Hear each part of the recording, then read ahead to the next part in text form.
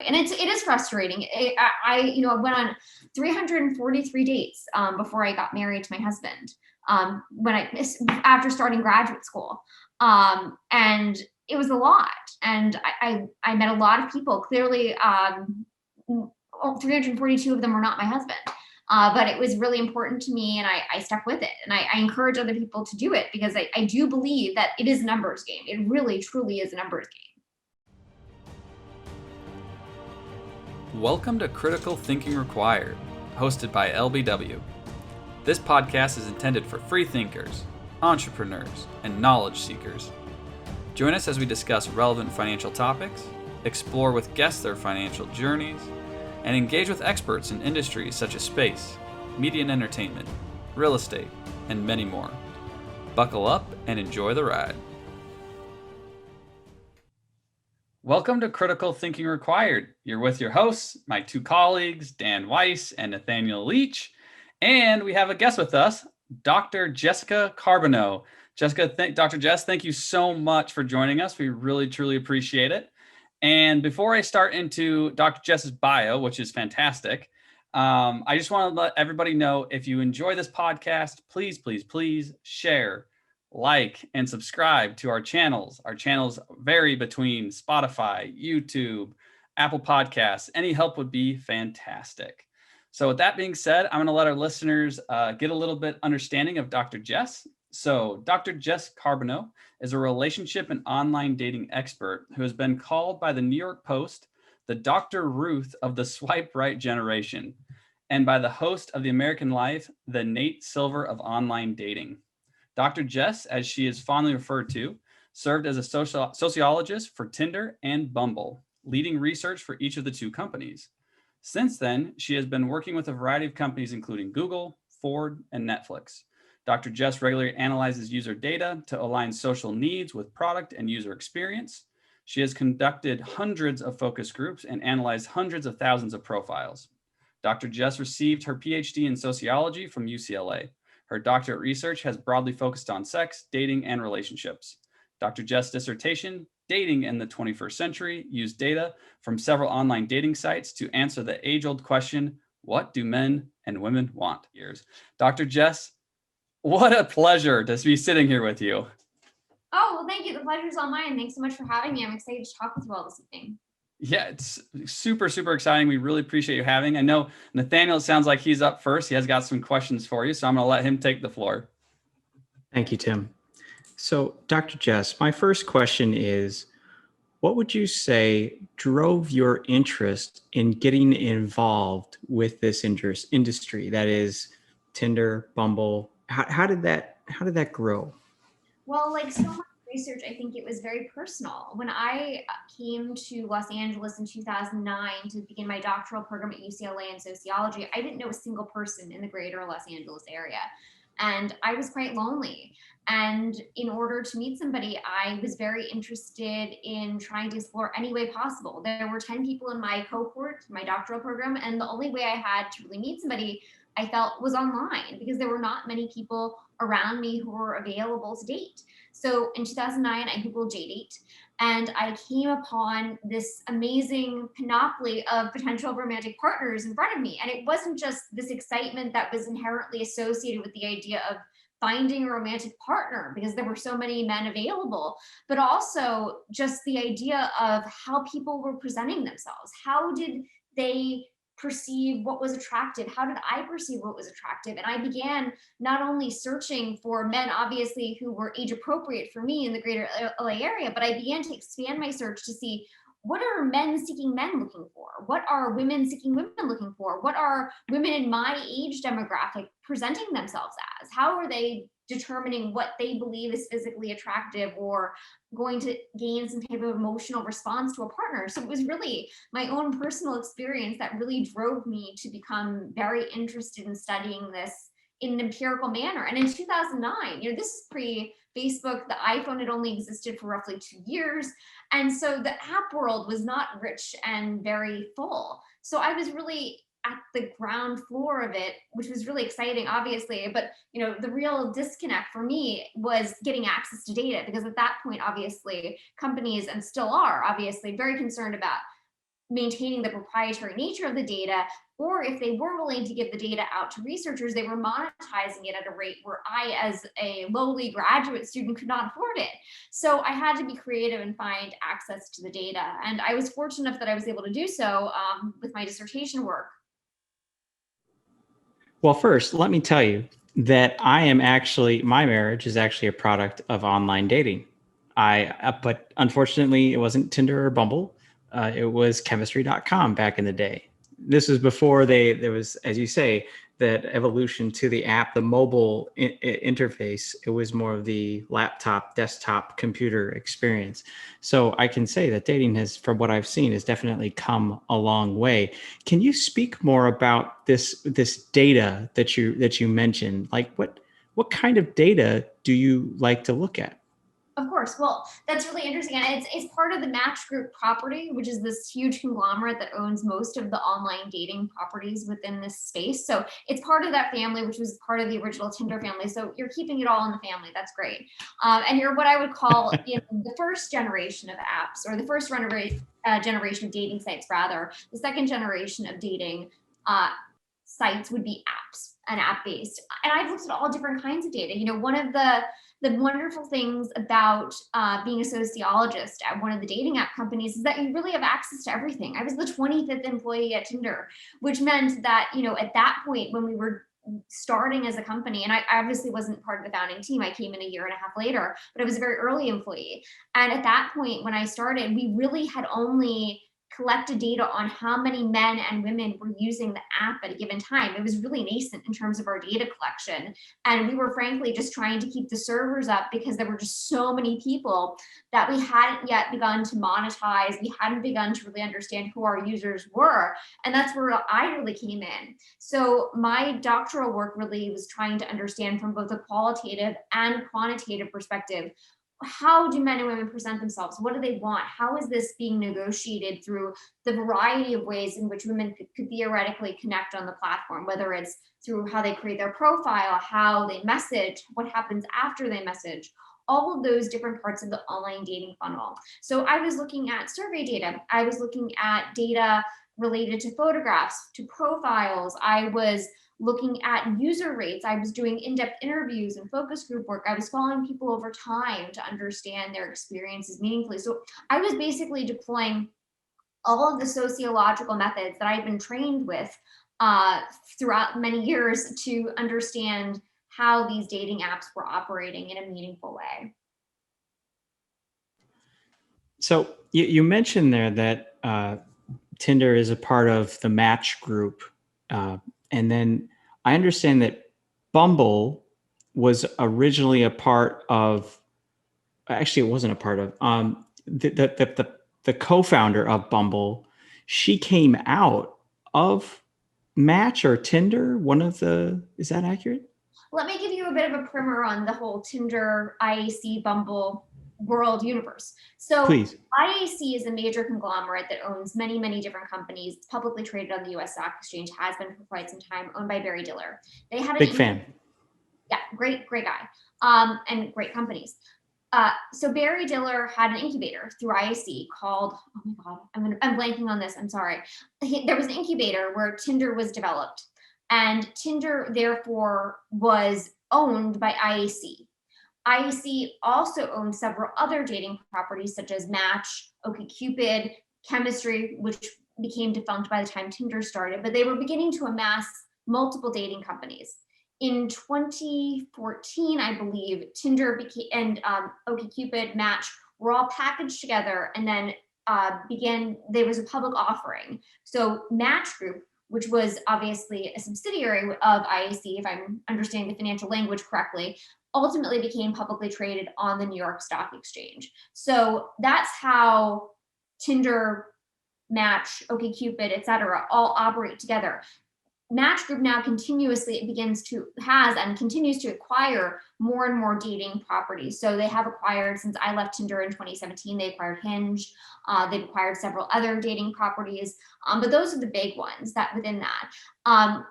When I was at Tinder, I started, there were several founders, one of whom became ultimately the founder of Bumble, where I later worked. We did not work at Tinder at the same time. And then she spun off and left and started her own online dating company called Bumble, which is very popular, obviously. And that was owned, before that became publicly traded, by a company called Badoo, which is owned by a London-based firm. So what I'm curious about is that, as you say, that Match continues to buy all these trading apps.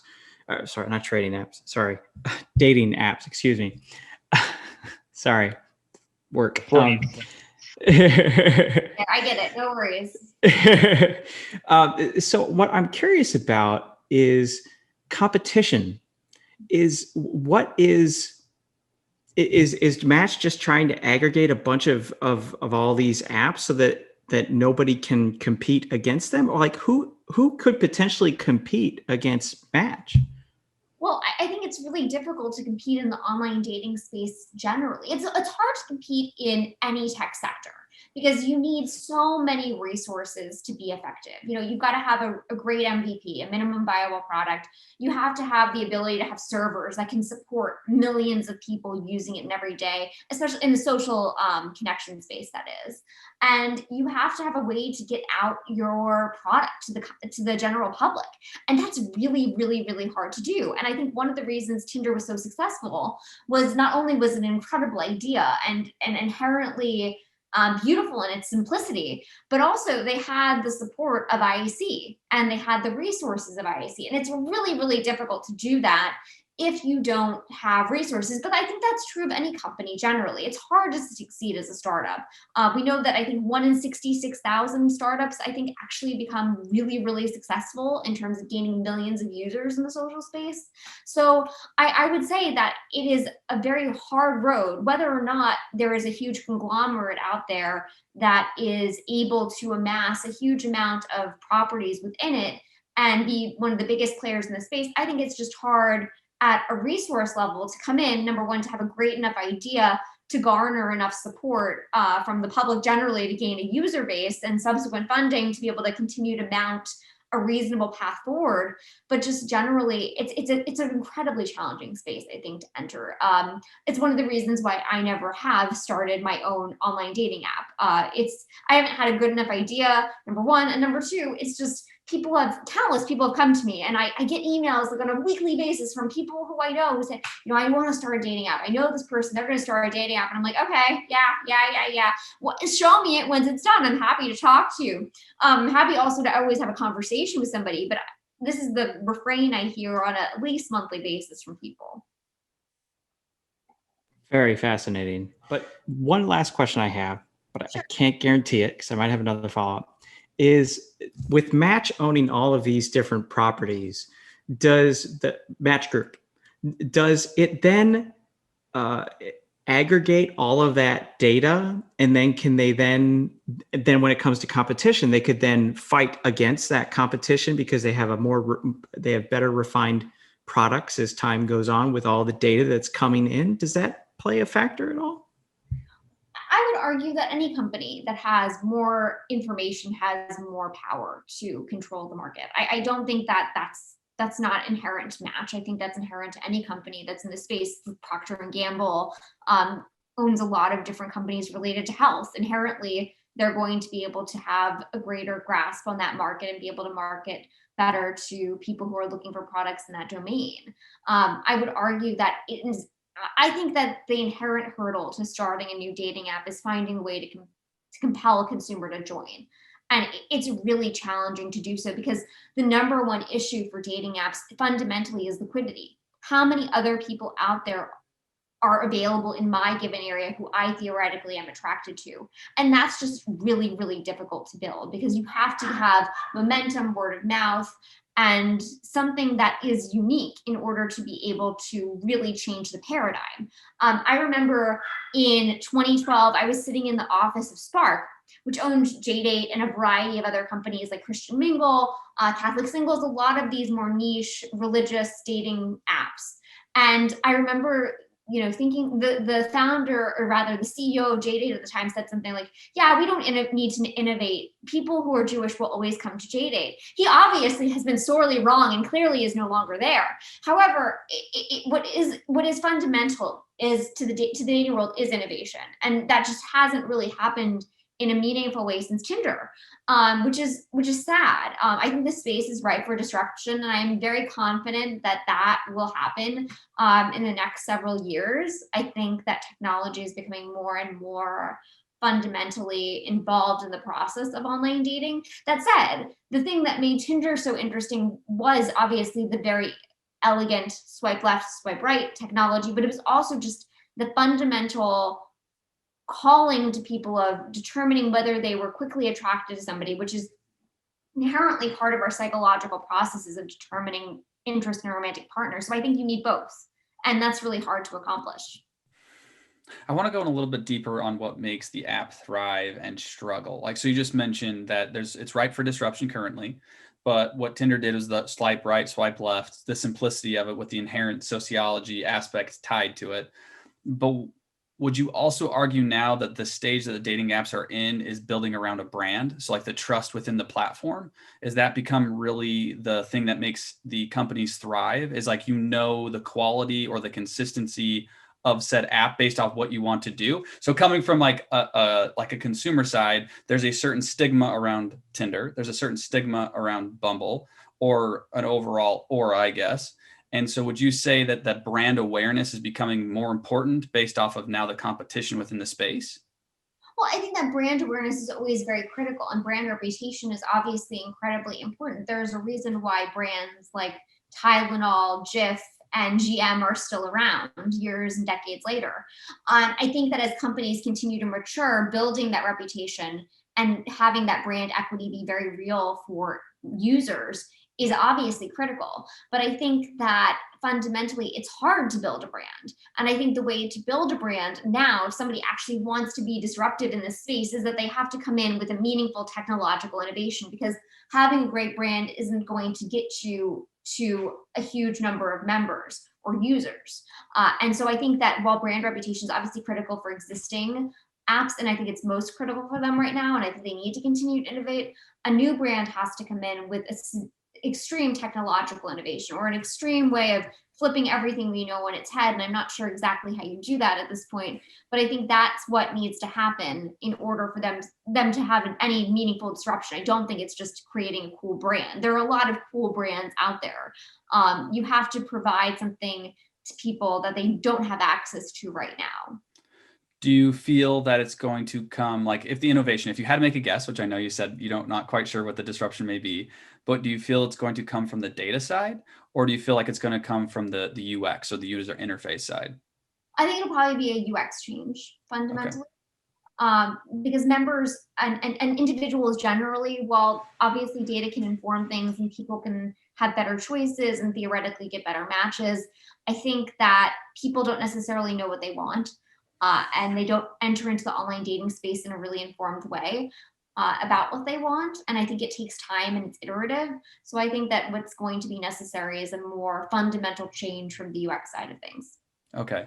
And from the standpoint of just kind of where the industry is, and we've talked a lot about it, right? It sounds like first generation, we're on second generation. We may be on the next third generation coming up potentially. And this is just more of a question, is we've encountered a lot of individuals who've gone towards more of the real true niche dating, where it's like actual hiring a dating service for like actual individuals and more kind of that human element. Do you feel that that competition will heat up, or do you just feel in general that these apps going forward, there's a certain demographic for Tinder, there's a certain demographic for Bumble, and then there will always be a certain demographic for more of that high quality and service where it's more human element based? Well, I fundamentally believe that people are their own best matchmaker. I do not trust matchmakers fundamentally. I just think that they are interested in matching people, and that they're not necessarily always interested in the quality of the match, but rather just the process of doing it for profit. That's been my experience with them. And I just don't, I think that people need to do it themselves. I think that, intermediaries are great, obviously. The dating app is an intermediary. And, I set up some people recently. So, I mean, I certainly don't think that that's wrong, but I'm not doing it for a profit. I'm doing it because I like these people. So I think that people go to these intermediaries because they are exhausted by the process of doing it themselves. And I think that that makes a great deal of sense, that people would find it exhausting because it is a process and it does take time. But I think very interestingly, and I think about online dating and the number of apps people on is sort of consistent with the stock portfolio. People have the different brands they're on and they switch between it and they hedge their bets with one and the other. And I think that's really been the way that people have approached it, or at least that's the manner in which I've observed them approach it. If you look at data related to online dating, you'll find that the average online dater is on at least 3 or 4 apps at a given time. So I think that this portfolio approach makes sense. And I think that people who have the resources will want to exhaust all of the potential avenues available to them. And if they are frustrated with the online dating process, which obviously people could be frustrated with that process, they may seek out a higher end service that would be more individual. But I think that their frustrations don't necessarily lie with online dating per se. I think it lies with not finding a partner. And that's obviously a huge issue. It's hard to find somebody. It's very, very difficult. And it should be. There is a Jack for every Jill, or a Jack for every Jack, or a Jill for every Jill. And it's hard to meet that person. It takes time, effort, and also learning. I think it's a very iterative process. And the only way you can find that right person is by going out with a lot of people to learn what you like, what you don't like, and how to go about determining that more quickly and efficiently. I totally missed the whole dating online world, right? It's been so long for me, right? I experienced JDate for a little bit, and a couple others. I think things like Farmers Only existed. I didn't try that one, but it found my wife, and that was that. So this whole topic is like extremely interesting to me, but I never got to really dabble much in it. I'm curious, as we're based off the last comments, do people in the day of Zoom fatigue, where you're zoomed out, do people experience that also on dating apps? And if so, what happens? Do they just say, "Hey, I'm done now"? Does the bar scene still exist for dating? Is that where they go to a matchmaker? What's that look like? There's got to be some sort of fatigue, I would think. Oh, dating fatigue and online dating fatigue are incredibly real phenomena for sure. One of the interesting things that I observed that was always very curious to me when I was working for Tinder and Bumble was that people would create an online dating account, online dating profile, would use it for several months, and then would stop using it. And then they would delete the profile, and then they would come back a couple weeks later. And so it was this sort of revolving door. And you saw a lot of patterns that were really interesting in terms of use when they were initially signing up, and how that behavior would sort of diminish. But I think that the problem with that, and I think this is the fundamental issue why some people are less successful dating online, is that you've begun to learn as you use the product. As you use the product, you're gaining more knowledge. You're learning more about yourself. You're learning more about the market. And just when you're starting to gain all of that information, if you haven't yet experienced success, your behavior is completely and totally irrational, and it declines in terms of your use patterns just at the point where you theoretically are learning enough to be dangerous in terms of gaining enough information about yourself and the market to be more successful. So it's this really interesting curve that I'm observing with people when they're doing this.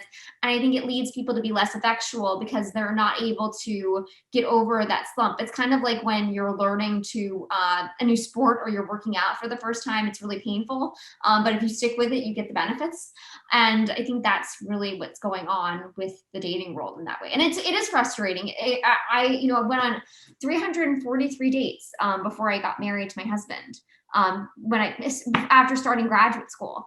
And it was a lot. And I met a lot of people. Clearly, 342 of them were not my husband. But it was really important to me, and I stuck with it. And I encourage other people to do it, because I do believe that it is a numbers game. It really, truly is a numbers game. I just want to say that you're preaching to the choir here. I completely agree. That's exactly what I went through. It was in valleys and dips, and you're exactly right. It's a marathon. You cannot, yes, there's going to be some fatigue, but you have to. My wife is looking at it. So my wife is Ying, our creative director, and she's looking at me like, I didn't have to do that much.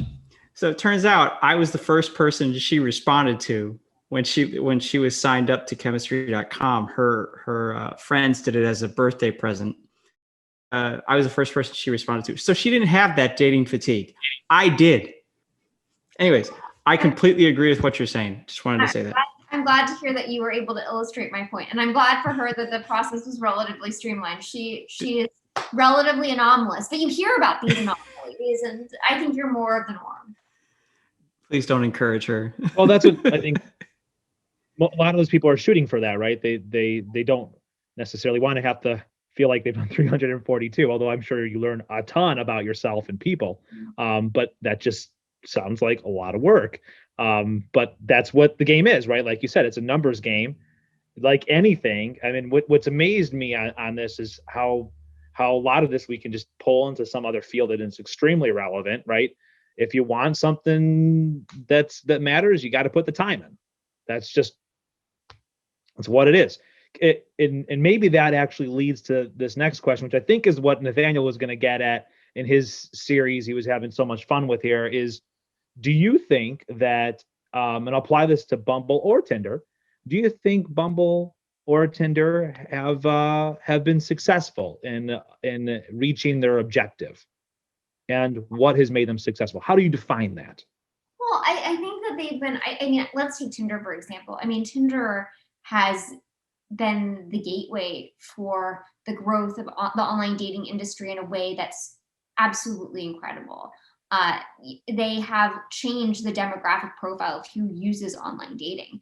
You'll see the growth in online daters between the ages of 18 to 24 has doubled, at least since Tinder was founded. The number of people 55 plus using online dating has tripled, I believe, since Tinder was founded. The last data I saw, online dating since Tinder was adopted has become the number one way people have met their romantic partners whom they married, and that's really directly connected to the rise of online dating apps and Tinder, which is the preeminent online dating app. So I think absolutely from a goal objective perspective of matching people together and starting relationships, 100%. And from a monetary perspective, the numbers don't lie, obviously. It's incredibly clear that Tinder is a highly viable and successful product. And its trading figures suggest that very concretely. So I would say that it's incredibly, incredibly successful, in both financially and in terms of what its objective is. It's changed my life, without a doubt. You've answered some of this, but I'm going to dig a little bit deeper as to what do you see as the future of this industry? What does Generation 3 look like? And you've already mentioned, like, you're not sure what the next kind of hook is necessarily, but what does that look like from that end user experience? You know, if I were to invest in this space right now, I think I would really think about VR and AR. A couple of years ago, I got sent a TV pilot by a guy I actually dated for a little bit. He ended up getting married to somebody else right afterwards, and I shortly thereafter met my husband. We matched on 3 dating apps in 24 hours: JSwipe, Hinge, and Tinder. And he sent me a script, a pilot that somebody had written about a person who was using online dating in their dreams, and they were going on dream dates. So they would really be efficient by going to sleep and having a date while they slept. And they were trying to negotiate reality and fantasy because of obviously they were dating in their dreams. And how do you know what's real and what isn't? Because so much of our dreams are imagined, but also obviously if you want to get a little Freudian here, it's also based upon past, present, and obviously what we hope will happen in the future to a certain degree. So I think that I wonder about the ability to use AR and VR technologies to help us really understand and perhaps gain the intimacy that comes with being in person but remotely. Obviously, we tried to do that over Zoom, and I think it worked really well for a lot of people during COVID. But I wonder if taking it a further step with AR and VR would provide some more information that the cues behind Zoom can't, because it's very one-dimensional. Whereas AR and VR might feel a bit more three-dimensional, more consistent with real life. I'm curious on that too. I was wondering if you were going to say virtual reality or not. Does that, because we've spoken about VR in a couple different lights on throughout our podcasting. Does that present any dangers? Well, Like you're saying, like, is it difficult to divide what is real or what is not? And are there threats to that? to be honest with you, I told you AR and VR because I think the technology is growing and being Mhm. adopted enough for people to actually do it regularly, relative to other technologies that may be more nascent. And I also think it's something that people feel comfortable with. It's also something that you can take on and off. And I think, like most things in life, how do we know what is real and what's not imagined? I think that could be determined both in person and in private with an AR and VR. Obviously, it may be a bit more different if it's actually in your dreams, and I don't know how that would work, obviously. But I do think obviously there are always concerns related to what is real and what's not, and obviously there could be obviously different perceptions of what's happening because people are less familiar with AR and VR than they are with the physical in-person interaction. And I still think that a physical in-person interaction is obviously the gold standard, but I think the intermediate step could involve some interesting AR and VR components as well. Definitely. So and this is a fascinating conversation, and it made me think, and I might be stepping it too far into the future or way too out there with this question, but I am curious. Have you done any research when it comes to humans and their interactions with technology specifically? Yes. And if, like, Alexa keeps talking to you, or right, if there's robotics that do come to play, have you done research on that specifically of human to mechanics or robotics or? So I've done a lot of work related to how technology influences our relationships with ourselves and with others, namely stress, anxiety, relationship quality. I haven't necessarily looked, however, at a more her Joaquin Phoenix movie style relationship between individuals and whether or not they're developing a relationship to the objects that are in their home or that they could have available to them. But I think that that's a really interesting next step and maybe the next frontier of my research, perhaps. Leaning into last thoughts, Dr. Jess, that was absolutely incredible. A number of pieces, like I mentioned in a comment a minute ago too, I just kept thinking about how it relates to different areas. And so I just want to highlight a couple of the things that you said that I think is indeed portable. Like, a lot of times you're talking a numbers game and you just need to stick with it, right?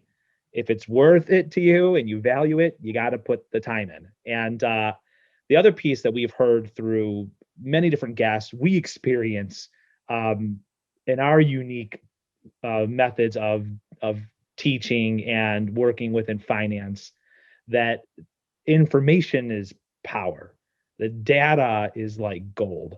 And it's interesting too, like, that's just hear the same thing, right? That's what people really want to get. We hear about all the time is if they get the information, what they know really can be turned into something that maybe is just unmanageable at this point. I'll pass to you, Tim. It's just fascinating. It's a subject that I honestly don't know a ton about. And so I learned a lot within this and just how this functions and how this works. And I appreciate your enthusiasm and your passion towards it. And it's exciting to hear you talk about it and how well it's done and the success of dating. And I think you hit it on the head with the future conversation with VR and AR is it's an intermediary, right? It's a way to connect. It's a way that you don't need to be at the bar to say hi or take a look. You can do it at home. It's easier, but you still have to make that human to human connection in person to theoretically really have that go further. But it's a good first step and it's a great product in order to get there. But just thank you so much. And I wish you the best in your continued research and information on the subject. It's great. Thanny. That was a very fascinating conversation. Thank you for your time. Really appreciate it. I learned a lot. I went down a little bit of a rabbit hole. I could have gone much further, so I thank you for your patience. And I'm sure that our podcast listeners wouldn't be able to hold up with it either. So it's probably a good thing we didn't. So thank you for speaking with us tonight. Really appreciate it. Well, it was my pleasure to be with you all tonight. Thank you for having me. And I would leave with this. I think it's related to what you all do every day with your clients and helping them invest and think about their financial future. And when it comes to matters of the heart, people want to feel connection. They want to feel like they're connected to somebody. And I think that you all are clearly trying to do that for your clients here. So I think that's really great. Doctors, thank you again for joining us and sharing all this insight. Great conversation, and I'm sure our audience loved it too. And thank you, audience, for, I guess, would it be swiping right and joining us? Did I get that right, or am I wrong about that, Dr. Jess? I'm good on that one? All right. Thanks for swiping right, audience. We appreciate you joining us tonight. As always, be good to each other, take care of yourself, and we look forward to speaking with you again. Take care. Have a great night. Thank you for taking the time to start your journey of thinking differently and listening to LBW talk about stuff they love. Until next time.